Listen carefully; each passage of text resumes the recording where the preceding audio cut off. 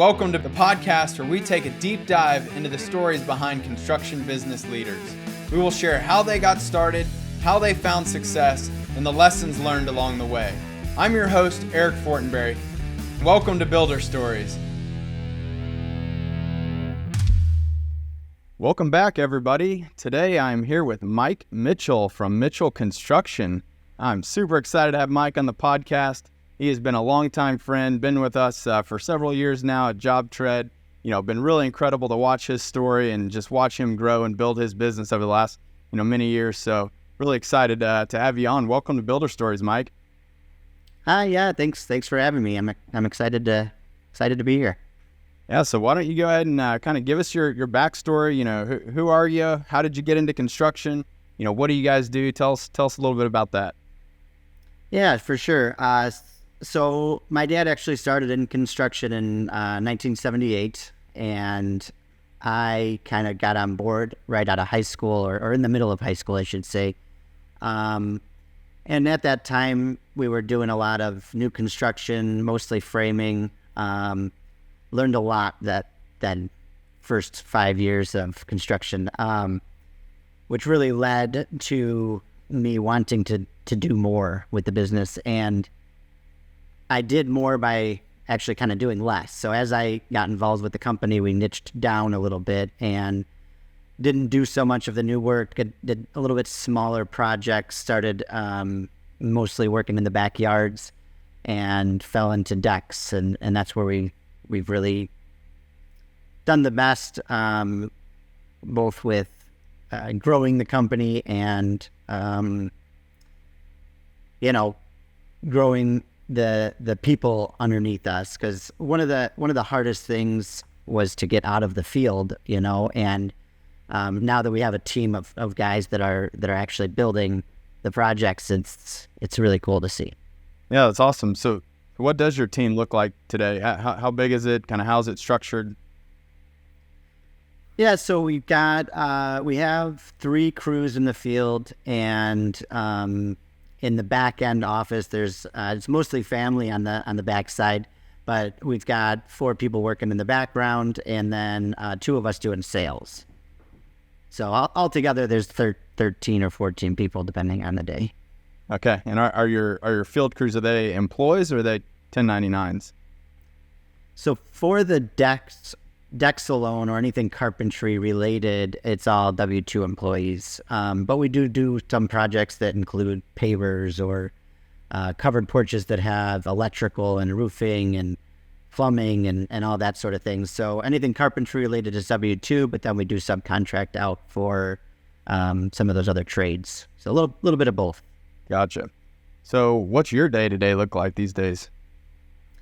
So I'm still wearing a lot of hats, probably too many. I do about half to 3/4 of the sales. So that's a good part of my day. And then I also oversee the crews in the field, do our drafting, work a little bit in the marketing department. So my day kind of gets thrown across a couple different spots there. I don't spend much time in the field anymore, which is really hard, because that was where I started. But it's extremely, it's really awesome to see that the guys that are following their passion and building projects and stuff in the field. Sure. So tell us a little more. I mean, I often see people really struggling to kind of give up that, that control in the field. They want to, basically sell the job and then go, deliver the job. And it's very hard, as as an entrepreneur, to build a business and to focus on building out all the different facets of a successful business. So for you, I mean, how did you make that transition out of the field? When did you know it was the time that you needed to make a change, and how did you actually enforce it? That's a great question. It was, I would say, the hardest thing in business that I've done was getting out of the field or giving up that craft, I guess, and handing it off to somebody else. It took a long time. I want to say it started probably about 10 years ago. We started transitioning. Actually, first I transitioned my dad out of the field, And once I saw that, I was like, okay, the only way to really expand and grow is to not be busy all day in the field, because then there's no time left for working on the business and marketing and doing more sales and hiring more people, because you're working all day in the field.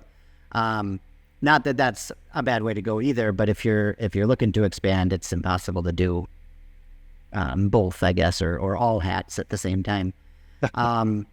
The biggest thing that allowed me to get out of the field was having people in the field that I was confident and comfortable with, that could produce something that I was proud of. And that once I had people in the places that could do that, it made it a lot easier.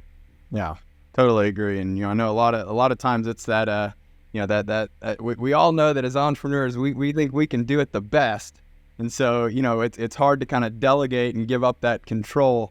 But at the end of the day, even if we'll just call it 90% of the quality that we might be able to do, it can make a huge impact to be able to, again, free yourself up to focus on the other aspects of the business. Because I firmly believe it. It takes two sides of this house. I mean, you've got the business side, and then you've got the product and the service kind of delivery, production side. And I see a lot of entrepreneurs that really just struggle to figure out how they're going to make sure that both sides of the house get the attention and the excellence that they deserve. Yeah, for sure. And on top of that, all the other things of the business that have to happen in order to stay in business, that kind of get left behind or not thought about, like getting paid, invoicing, bidding properly instead of just throwing a number at the chalkboard because you're too busy to spend the time on the bid. Or Sure. So why don't you tell us what does your sales process look like? I mean, how do you guys go about kind of new lead comes in? What are you calling them? Are you going out on site? What does the whole process look like to go from lead to customer for you? Sure. So when the lead comes in, we take as much information as we can to do a phone consultation. So we've done enough of these projects where if we can see the space, we can see it from Google Maps, we get a picture and a brief conversation, we can say, hey, your project's going to be in this range. And a lot of times that might shock some people. And maybe that'll bring them back to the drawing board. Maybe they, instead of a deck, maybe they want a patio, or maybe they're going to wait till next year, but at least they know, and that, nobody wasted anybody else's time, and that's what a project's going to cost. It is what it is. On the other hand, if it does fit somebody's budget, we would move on to the next stage. And the next stage is to come out to the house. Obviously, there's a lot of measuring and consulting that happens there. You got to pick through products and decide on designs and shapes and things that are exact to your space. Then we would provide the drawing and the written proposal so they can see what they're going to get. It's written out what they're going to get. And everything's in black and white with an exact price. And there are some times where, we would get into 3D rendering and whatnot to really showcase it in a different fashion, which would take it to a next level. So, Gotcha. So are you charging for any of this design, the proposals, estimates, or is it you just... Yeah. So for the on-site consultation, we do have a on-site consultation fee. And for a design, there is an additional fee. So with the consultation, we would supply you with a 2D drawing, but once you get into the 3-dimensional and real life stuff, there is an additional fee that we charge for that as well.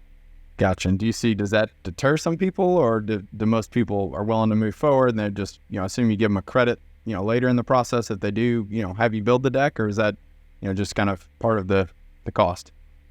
Yeah. So the way we have it, you would get credited back whatever that consultation fee was. So if you decide to contract with us, we roll that right into the cost of the project. Ultimately, it actually saves the customer money because they're not paying, their end cost doesn't include everybody else's free estimate. So since they're paying for their time or their estimate, it actually is a more cost efficient estimate for them.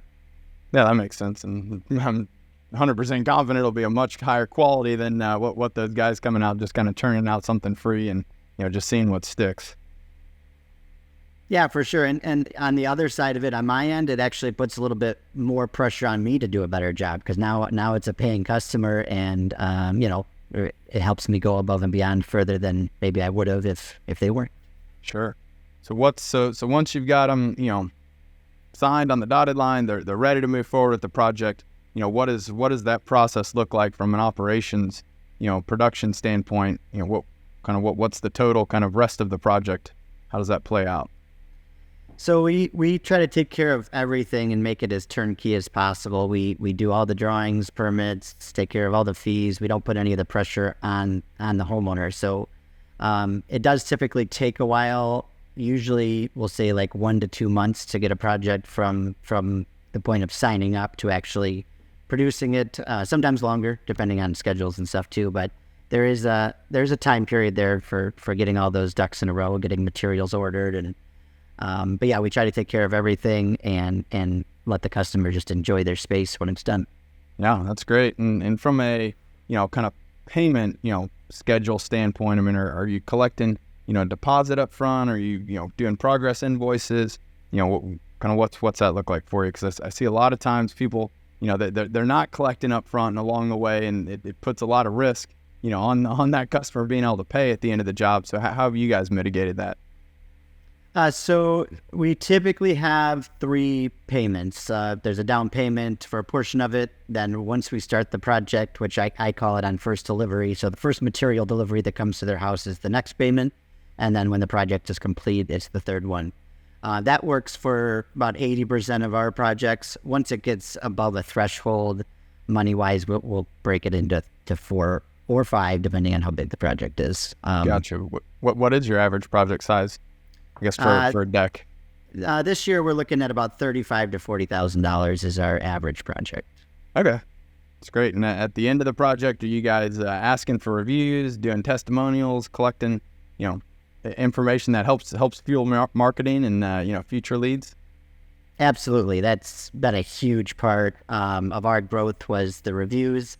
Now we actually have a integrated software that will help us remember to actually send that request out. And, because that's something that you can easily forget. It's, you're done, the customer's happy, project's all complete, and, you think you're done, but really that you're not. And you need to follow up. You gotta make sure you get the review and make sure it's a good one, I guess. Make sure that you did a good job and provided top-notch service to earn that review.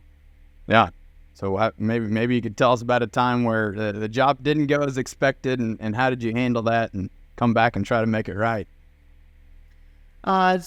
So off the top of my head, the one that comes to mind is I had a customer that called in and didn't get a response right away. And, he tried calling and emailing, and he felt like he wasn't taken care of very well. So his review started out a little rough because we didn't even do the project. We never did get a hold of each other, and I'm not sure exactly where that got lost in translation. But after I talked to him, and we ended up doing his project, and he ended up being happy, and he was actually able to change that review into a good positive review, because after we dropped the ball a little bit, we made it up for him. So. Yeah, great. What would you say has been, kind of the biggest lead generator for you? I mean, has it been word of mouth, or what else are you doing to create awareness in your local, community, and what's working for you? So we do a lot of different type of advertising all over the board. I would say networking is probably my biggest return on investment or whatnot, or return on time, I guess, lead source. Whether it's local networking and like chamber events, or even national networking like within NADRA or at JobTread Connect, and making those connections and building those relationships really leads to the best referrals and ultimately the best leads. Yeah, that's great. And I know that you guys have kind of worked with a handful of marketing agencies over the years. I mean, it seems like you found kind of a good spot now. I mean, has that been working for you? And how do you think about continually investing in your marketing, in your website, SEO, things like that? It's absolutely I mean, all of it together is very important. Everything has to work in unison. It's all got to be helping each other, whether it's your social media or your website. And yes, we've been working with deck builder marketers, and they've been really improving our lead amount and the quality of leads, and which is great because then it helps us connect with our correct, clientele. Correct customers are able to find us. And so some of the amount of leads that come in could have been or would have been very hard to handle if we didn't have software and things in place to nurture those people and give them the correct the service they deserve. Like that one guy that I was talking about. Sure, that makes sense. And so it sounds like again you've got a lot of kind of pieces, systems, and processes that you've put in place that have really kind of helped you to have a lot more of a well-oiled machine, as they say, where it seems like again the business has continued to grow very, very steadily for you. I mean, what other kind of attributes or things, what else have you done that you feel like has made the biggest impact on helping you build this business that has been growing at a healthy rate? So actually that kind of goes to one of the things we just talked about, was the national networking or like the networking outside of our local network. So somebody asked me the other day, they're like, why do you travel for deck building? Like, where are you traveling to? Where does that come into play? And I thought that was an interesting question. I'm like, well, there's so much out there to be learned and conversations to be had and different ways to do things. So going to like the deck expos and the builder shows and JobTread Connect and NADRA events really have expanded my options and ways of doing business and helped me build those systems and processes to be able to grow. Because otherwise we just live in our little box here, and if we're not learning, we're not growing. Sure. Can you tell us a little bit more about NADRA? And I mean, how did you get involved in it? Because I know you've been very active in that group, and it's been really awesome to see this kind of this community that's been created by Mike and his team over at NADRA. Can you maybe just share a little bit more about that? Sure. Yeah. NADRA's really been eye-opening. It's a group of like-minded people that are all trying to better themselves, better the industry. There's code committees that are helping to make code go in the right direction, so that it's either not making things too expensive, but also making sure things are safe. Seeing the projects that are built at some of the awards and stuff, it just blows you away, and it really makes you build better. It makes you build in a different way. It helps the customer get a really cool project instead of something that may have just been just a plain Jane square deck or something. And then also the doors that has all opened. One thing that I'm part of is in the Deck Specialist magazine. Me and Andy Henley write a column together, so we have the tools and technology section in that magazine, and that has been so cool to just to learn about new tools and see things and be able to share that with other deck builders.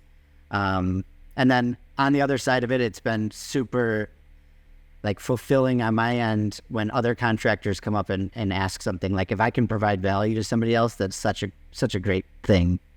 Yeah, no, I've always very much appreciated that about you, Mike. I mean, I can tell you'll bend over backwards to help anybody in the community, which is really awesome. A lot of times you see kind of people in their local community feel like, oh, I can't help the competition because that's going to hurt me or something like that. But I mean, I feel like you've always had that abundance mentality, like, look, let's help each other. Let's elevate this entire industry as a whole.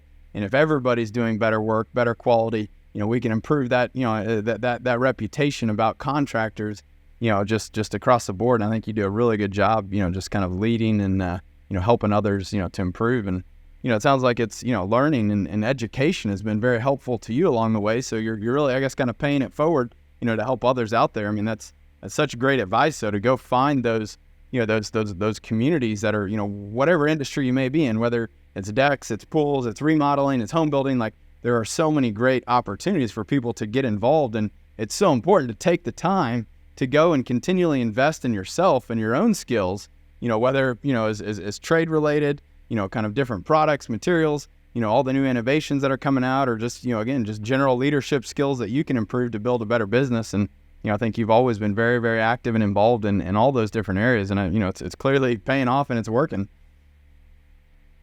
Yeah, it's definitely been an exciting journey, and just the amount of things I didn't know really is crazy, and it's so fun to expand that. And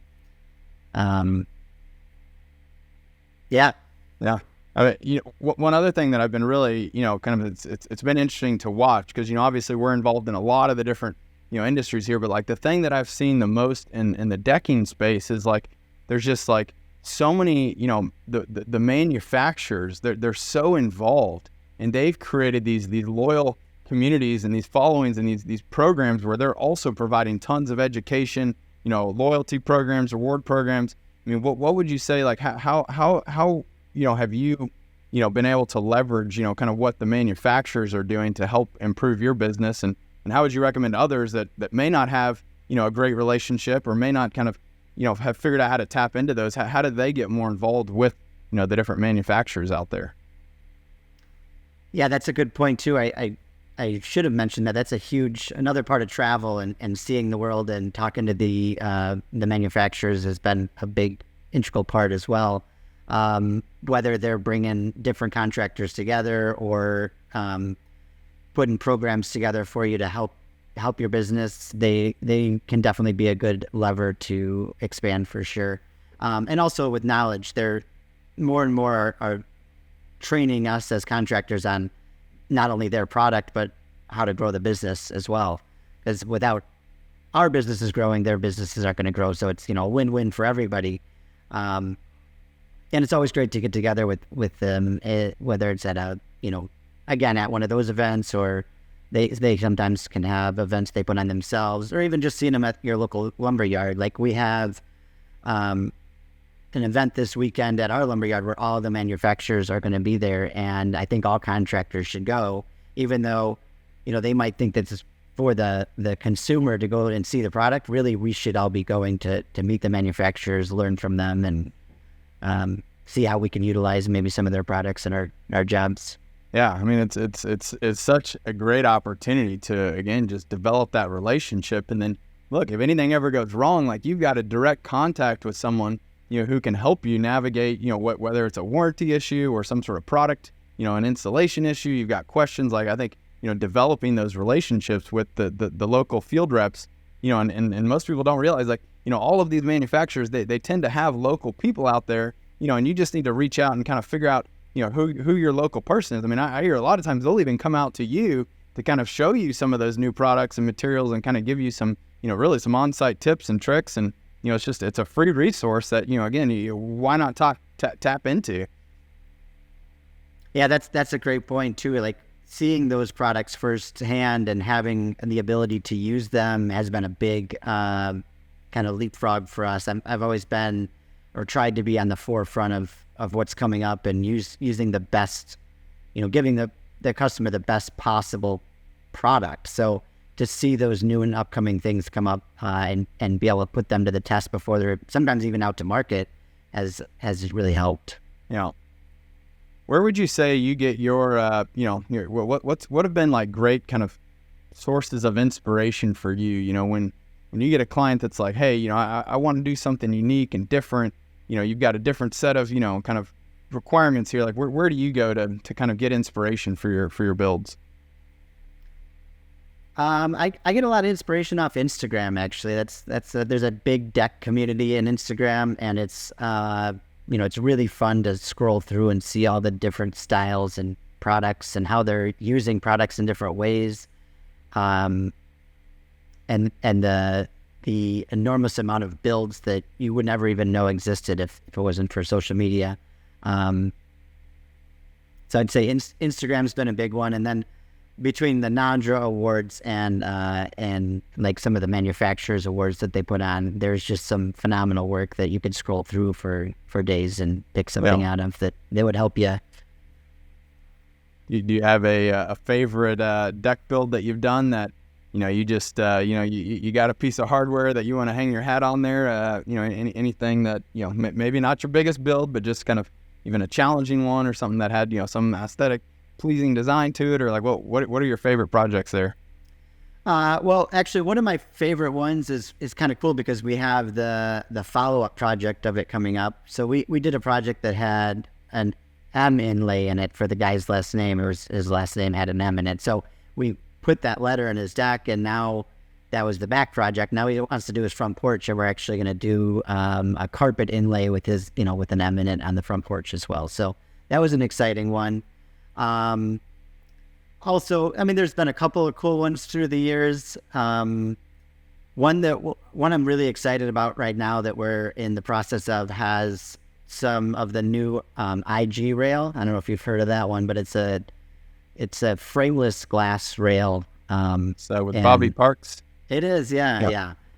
So the project, that one's going to be one of my favorites. It's got a cool inlay in it, some frameless glass, and some steel beams. So it's just going to be a fun one for sure. That's awesome. Have you ever taken on have you ever bit off too much? Too much that you can kind of get into some challenges that maybe something where you had to kind of back off. You tried to do too much and couldn't quite pull it off, or any challenging projects that maybe you want to share about? A project in particular I can't think of, but I tell you what, I definitely have learned over the years to take some time and schedule properly, because there's been points in business where I definitely was way over my head and had to work weekends to make up time, and that's one thing that you can't ever get back is time. So you don't want to overstretch yourself. You have to be honest and honest to yourself and actually schedule things out properly so you don't overbook and overpromise. And I like to do the opposite. I like to underpromise and overdeliver. So that's a great way to go about it. Huge fan of that. So aside from, it sounds like, really kind of on the marketing side, I mean, are there any other kind of, functions of the business that you've outsourced, or found a partner, to kind of take on and help you out that you think would be worth mentioning? I mean, I know we're on the line here with JobTread, but I got to say that's been a huge help in my business, having software that actually can run my business basically. But without that, I would say there's a couple other things. Company Cam's been super helpful software wise. It allows me to see the projects from my desk as they're happening, multiple crews at one time, and not that we're looking for something wrong per se or anything, but we get to see the builds. We can catch something that maybe we didn't see on the sales side, or maybe there was a miscommunication or something like that, or maybe even, for instance, a change. Like say we see something sitting here, like, oh, I think this would actually look better like this, and boom, we can do it real time instead of having to drive around to every site several times a day and keep an eye on things. So Company Cam's been super helpful, and I would say our local chamber has been super helpful. So being involved with them has really opened up a lot of doors, help create that space to meet people and expand that way as well. Yeah, no, I can definitely relate to the photos. I mean, when I was building the first version of JobTread, when I was running the construction company, like, I can't tell you the number of times, like, if I would have just asked, or if I would have just seen a photo of the progress that had been completed that day, like I would have spotted issues. Also, I'll never forget this. We had this one project, these huge barns, where the owner wanted us to replace one of the barns, like kind of the barn doors. And, again, there were like 3 or 4 of these like massive buildings. And, we went out there, basically replaced the door on one, and, sent him the completion photo, because he wasn't actually even on site. And now he's like, well, that's great, but that's the wrong building. And I was like, wait, what?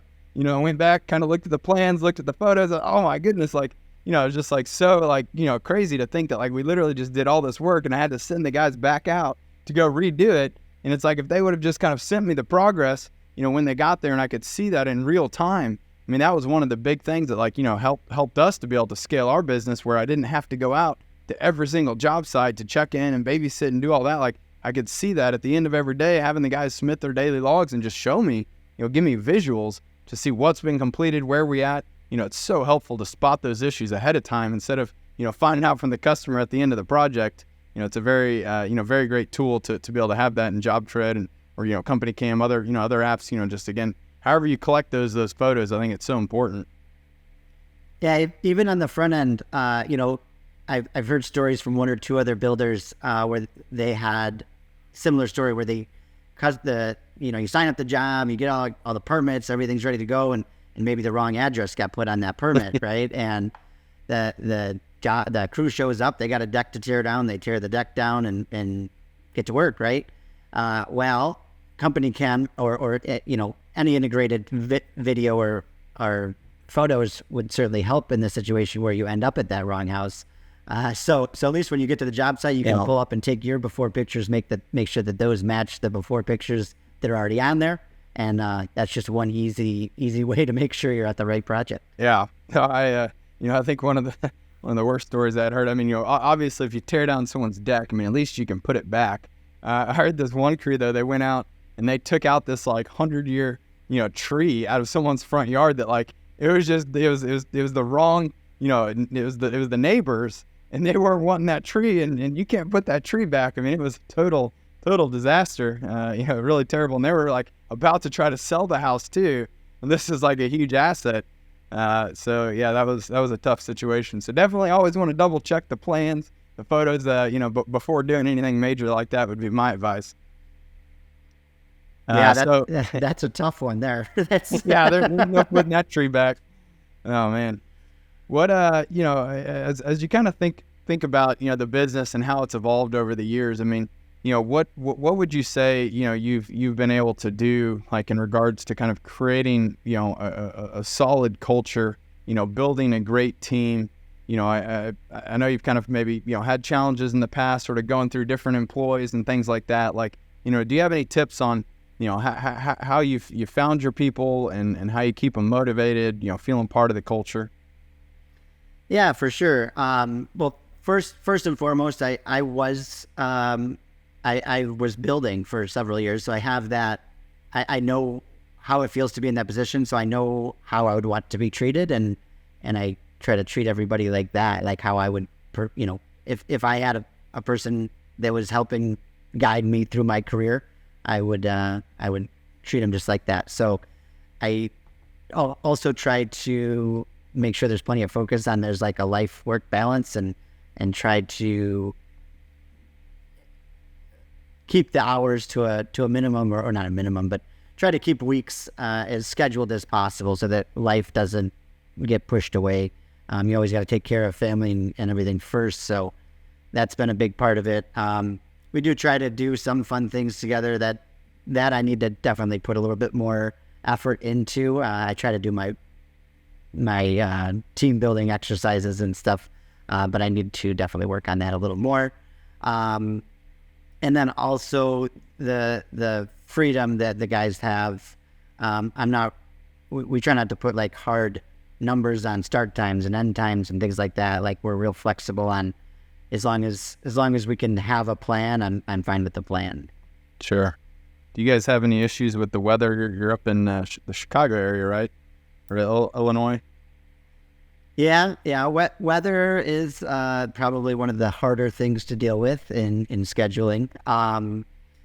The seasonality is one aspect of that. We obviously have a lot better workability during the summer months and some of the spring and fall versus the winter. But that's something we can overcome. The hardest part, I'd say, is probably the rain. Dealing with rain days and all the schedule changes and deliveries and permits and inspections that all have to get changed on one day that rains is really tough. But yeah, the winter months aren't terrible. The way that we install our piers and things like that have alleviated some of the stress of frozen ground. And, we've worked past some of those by getting machinery and stuff that can help us with that. So, yeah. So are you doing, I mean, kind of what is the, percentage of your jobs that are kind of just decks versus, you mentioned earlier, sometimes doing pavers. I mean, are there other, types of projects that you're taking on in the backyard or in the front yard that, maybe, maybe you like doing it or you don't like doing it and only do it when you have to? That's funny you mentioned that. So we earlier in the chat here, we talked about how we were niching down and getting away from home builds and things like that. But the backyard is starting to expand and becoming like the inside of a house outside now, right? So yes, we are getting into more covered porches and outdoor kitchens and all things outdoors. So percentage wise, I would say, I don't know that number exactly, but probably about 30% of our projects have other elements involved in them. That has been growing year after year. I would imagine by next year, it's probably going to be taking over more of that, maybe up to 40% or so. So yeah, it's definitely going in that direction. People are wanting to spend more time outside. When they're spending more time, they need more, things to do. So there we go. We got a place to put all those extra goodies. Yeah. Are you seeing the, like kind of the demand has increased in kind of those outdoor kitchens, fire pits, things like that? Yeah, exactly. All of those things have sparked a lot of interest recently. So within the last, I'd say, 5 or 6 years, there's been a lot more requests for things outside that they can be built in, I guess, instead of just a modular item or, a standalone grill or something like that. So how would you tell others who, maybe, again, they're earlier on kind of taking on any type of project they can get from, interior remodel, additions, exterior, outdoor living, siding, things like that. I mean, like what are the biggest differences that you see, when you're running, maybe an interior project versus an exterior project? So we were able to be so much more efficient by niching down and doing, focusing on more of one aspect. It's even from just the organization of the tools in your trailer or van, and the scheduling and the cleanliness of your ladders. So you're not going from working in the mud one day to walking on somebody's carpet the next. So all of those things just make you so much more efficient. And then also being in the field, there are plenty of people that are multi-skilled craftsmen that can do all sorts of different projects, whether it be, hanging drywall one day or doing finished carpentry the next. But it is also easier to help train the next generation of people when you're doing more of the same thing over and over again. Because then they can actually retain it and continue on doing the same thing. If you're jumping all over the board, doing tile one day and working with wood the next day, it's hard to have those younger people that want to enter the trades learn and grow quickly. We like to see our apprentice move up very quick, so we try to train them and give them as much knowledge as we can so that, as they rise up, it helps us all rise up. Yeah, absolutely. Where are you finding those apprentices? So between people recommending other people and I would say job boards, there's still that. So there's a mix of people just getting recommended by people that work with us and then also advertising for that space. Yeah. So I'm curious, what's your back office look like? I mean, how are you managing, again, all the, accounts receivable, accounts payable, making sure you're getting paid for your hard-earned work? Is there, someone on your team that's doing that? Or, do you have bookkeeping partner? How do you manage all of it? So right now I do a lot of it, which is great, but it's grown beyond my capacity. So we have, my wife's actually coming on board, which is really cool. It's gonna be exciting working with her. So she has recently left corporate America and is joining the small business team. So that's gonna be a huge asset. And then also we are looking to outsource some of the other aspects there. On the other hand, we are outgrowing our space, so we are looking at new space, and there's a lot of exciting things happening, which again adds to there's a lot of time involved with processing all that. But it's really cool to see expansion and be able to delegate duties that you never thought you could. And yeah, it's awesome that your wife's getting to leave big corporate America to come work for the small business, be an entrepreneur as well. Have you guys had those stern discussions about how are we going to handle the work versus the personal life, and any sort of like boundaries have been laid yet to kind of have some separation there if need be? No, we haven't had it. Maybe we should probably have some of those, but we really haven't yet. We didn't really dig in too much about exactly where everybody's going to fit into Sure. their position. But I know she has a lot of, we both know she has a lot of qualities that I don't, that I've kind of faked my way through, I should say, like with some of this. So it's going to be really nice. I mean, just like knowing Excel and that alone is like, man, I can't wait to not have to mess with Excel ever again. I hear you. That's great. That's great that you can find somebody who can complement you and really help you sort of again maybe take off some more responsibilities from your plate, so you get to keep focusing on growing the team and the business, and maybe a little bit less of the day-to-day mundane bookkeeping and AR AP type stuff that obviously the blocking and the tackling has to happen no matter what. So it's nice when you can find somebody who you can just wholeheartedly trust. I know a lot of times people, I hear horror stories all the time where people find out that employees have stolen from or embezzling money, things like that. I mean, here at JobTread, I mean, my dad is our CFO, and I'm just so fortunate to know that like I can 100% trust that this guy is not gonna screw us out of money or do anything that would kind of hurt the business. And so I think that's obviously a huge benefit of being able to hire somebody with with that high level of trust that you've got there with your wife. But at the same time, I do think it's important that you guys make sure that you've kind of laid some boundaries and say, okay, because this can easily, I see it all the time, it easily bleeds over into the dinners, the breakfasts, the weekends, and so making sure you guys are able to kind of still keep that work-life balance to some extent. I mean, I'm probably the worst offender of having a super balanced life, because I'm definitely feel like I'm working all the time, but I think it'll be good to at least kind of, hey, we're going to set out these times and make sure that we just have time for the family and not make it all about business, because that seems to be what happens with entrepreneurs. Yeah. And luckily I've always been, we've always talked about and discussed, and business has always been a big part of our family. So even though she wasn't maybe named as part of the company, she's always been helping out in the background. So Gotcha. It's already been there. It's just now we can let go of some things, and and afford to pay pay her, maybe get her on payroll, and right, just more take home for the family. Yeah.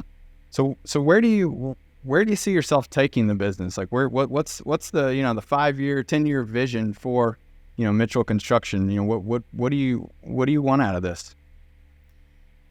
That's a good question. I feel like we're at a really great point. Like I know you always want to grow and get bigger, but at the same time, I think you need to stop and plateau every once in a while, because otherwise, you don't have time to reflect on what growth has happened, and what maybe went right or what maybe went wrong during that growth pattern, and kind of level out and enjoy that time for a little bit. So I'm really happy with the size that we are right now. I obviously would like to grow, but I think we're going to be in a really good space right now to have opportunity for a salesman and a manager to take over positions and again alleviate myself to be able to grow. And once we're comfortable and confident in all those positions, then I think it'll be time to climb the next plateau. Yeah, that makes sense. what would you say, what gives you the most, like, joy working in this business? What are you most proud of? I mean, is it the team? Is it the work that you're doing? Is it the impact on the community?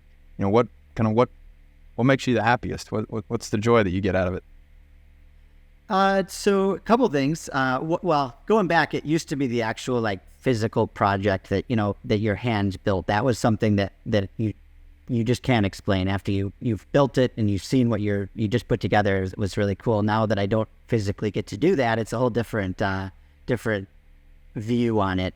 I think the biggest joy I get is somebody is going to actually use that space and have family time and friend time and get joy out of life without having to basically maintain it instead. A lot of the projects we do, we're tearing out old decks that, they've spent hours and hours and hours every year just painting and staining, and now they can actually just go out there and relax and enjoy life. So I think giving people the opportunity to enjoy their space is number one for me. That's awesome.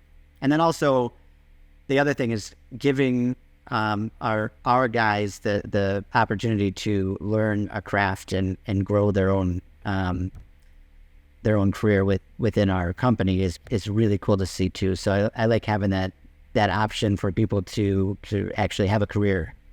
Yeah. Those are both great points. I mean, what would you say is the most challenging aspects of running this business for you? What's been the most difficult times?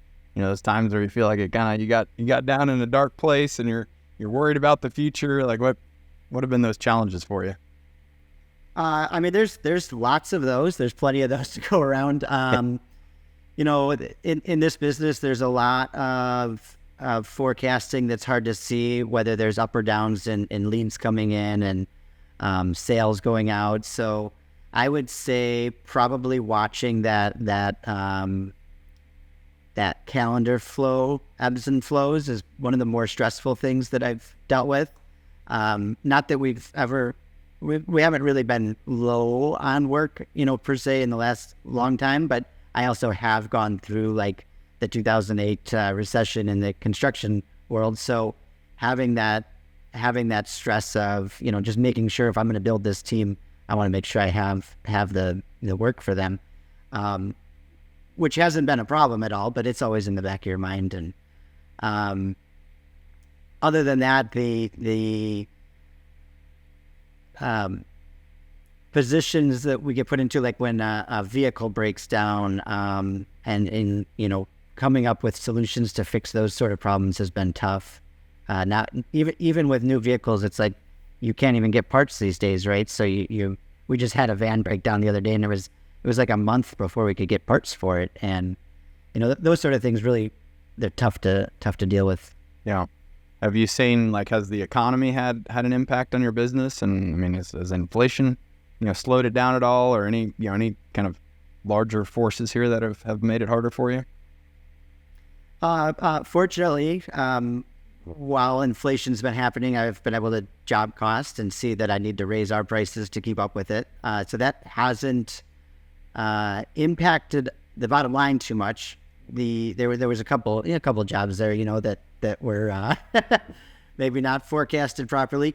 But as far as affecting the lead flow, things like that, I haven't recently haven't really been impacted, but we do put a lot of effort into making sure that we are staying in front of everybody and letting them know what we can do to help them. So I think that's helped keep that flow going appropriately. And then also we do provide a service that is above and beyond. So I think that really helps too to kind of separate us from some of the competition. Sure, that makes a lot of sense.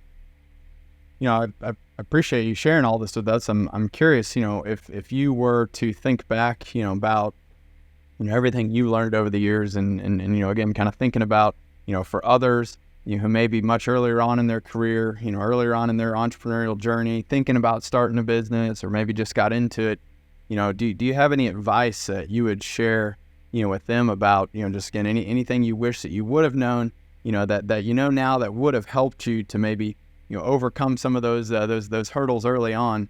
As you know, I mean, and really for any startup, any entrepreneur, like those first that first year is the hardest. Getting past the first couple of years and being able to survive, is very, very challenging. But when you can get past that and you can build a business that that can be self-sustaining and is scalable, is profitable, obviously the rewards of all of your efforts and being that successful entrepreneur can be very, very rewarding and lucrative and everything. So like just kind of thinking back, like what advice would you give others who may be earlier on and just they're in the trenches really struggling right now?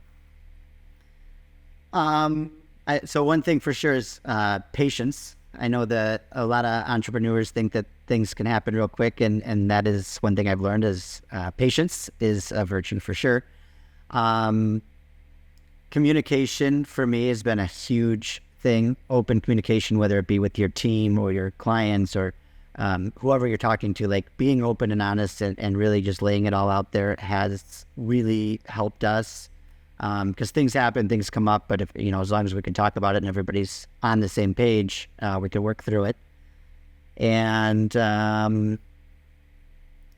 learning to delegate, that is a huge that was a huge thing that was hard for me to do. It's still hard for me, still to today. I still struggle with that. So delegating and passing on some things that you don't have the capacity to do, or maybe that you don't want to do. Like if you're not good at it, or you're not efficient at it, like there's people out there that can do it better than you, and you have to learn to let them do it. Yeah, no, that's great advice. I mean, definitely, patience is absolutely a virtue. I think, a lot of times, especially with the younger generation, we're all trained to want things to happen instantly, and that that instant gratification. It's like, look, building a business, I mean, this isn't just like I'm gonna start a business and it's just like overnight gonna be successful. It truly is. I mean, it's a very long journey, and I think like people need to understand what you're embarking on. And you're gonna have tough times, you're gonna have great times. I mean, it's like being on a roller coaster, right? Like you're gonna have those. It feels like you're free falling and you're tanking, and but at the end of the day, I think those tough times are what make that up even better. When you're kind of soaring up and you're on top of the world, like, just, I think, being able to appreciate that, it's going to be a roller coaster. It's a very emotional journey, I'd say, being an entrepreneur here. And, at the end of the day though, like, just be patient, be persistent, stay the course, keep doing what you're doing, look for ways to continually improve, but I think probably just, understanding that, like, if this was easy, everybody would do it. Right. It takes a lot of hard work, and I think it comes back to that mindset of just like understanding that this is a journey and it's not going to be easy. And like when you can just have already accepted that, I think that really helps you to kind of get through those first couple of years. Again, it's businesses aren't just overnight successes. It's a lot of hard work behind the scenes, and and talking about communication too. I mean, absolutely, I see so many times like entrepreneurs and business leaders, and managers, they struggle to have those very, open, honest, just real conversations about how you feel and about what, you think isn't working, or what maybe that person could do better. And, I'll echo kind of what you said. I mean, it's so important that you do take the time and you have those conversations, much more frequently than you may think. The worst thing you can do is hold it in and then not say anything. And like this, sometimes I think people think that others can read their mind, and they may be able to sense things with their body language and kind of the energies, but like they can't read your mind, and it's not fair to assume that they know what you're thinking or to know what they, that you expect of them. So, the more that people can, again, as you're building a team, again, like, and even going to the whole delegation, like you're going to have to delegate, and the better job you can do communicating, your expectations, training them, helping them understand what to do. Like, I think those are like just such valuable skills, and things that you just have to do to be able to kind of, put all the pieces together and build that successful engine. It's hard though. Delegating is definitely hard, and I still struggle with it. But I will say, when you hire great people, it's a whole lot easier when you can have that trust and a lot of time, again, I see people who sometimes they'll just hire to fill a seat, put a warm body in any seat, and that's not the right way to do it. That's not the right answer. Like, I actually find that it's better for you to struggle longer, and keep wearing those hats until you can find the right person, and in Jim Collins' book, from Good to Great, you got to get the right people on the bus, the right people in the right seats, sometimes the wrong people off the bus, and then you can figure out how to drive it together. I think that's how you truly create that, that very successful vehicle that will help you, become successful over time. But, it's certainly a journey. It's there's a lot of pieces to it. Yeah. Speaking of delegation too, so, one thing that I think a lot of entrepreneurs miss out on is knowing your numbers to allow for that position. That's probably one thing that I could improve on. So you have to be able to pay that person appropriately for that seat. So make sure you budget for it, and when you're plugging in your numbers, make sure you include those. 100%. And again, that's part of the whole reason we wanted to build JobTread is to help people know their numbers. But even beyond that, I mean, I encourage everybody, like, you should be creating an annual budget for your business.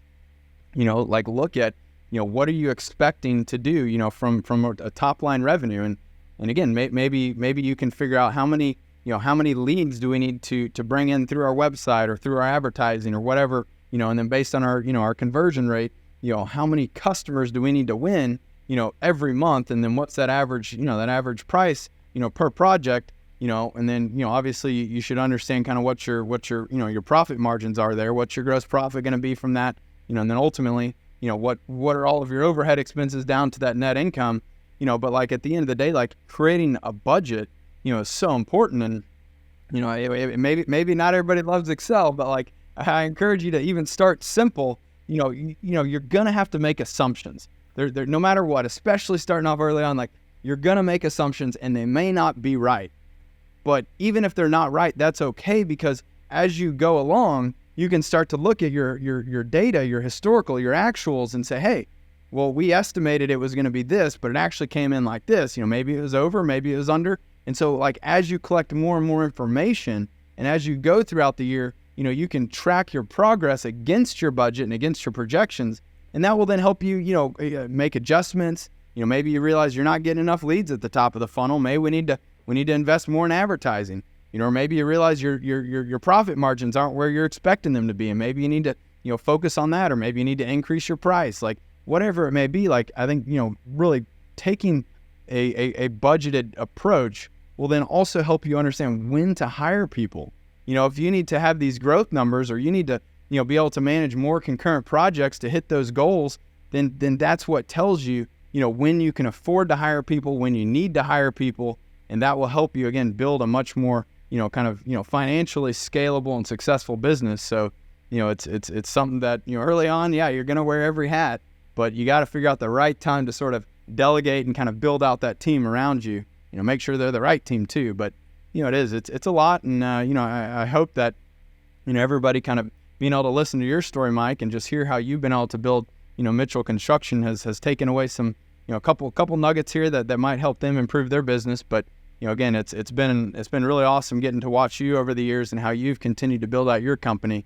Because you guys are really doing a great job. You're setting a great example for others out there in the industry. I love your the time that you will take to help others, to learn and grow. And I think at the end of the day, that's what this industry needs, is more contractors like you that are willing to give back and see the value in investing their time into the industry as a whole to help others. Because that's what it's going to take. We're all in this together. There is plenty of demand, and it's just a good opportunity for us all to improve, the end kind of product and the end solution that we can deliver out, to the market as a whole, and to homeowners, to property owners.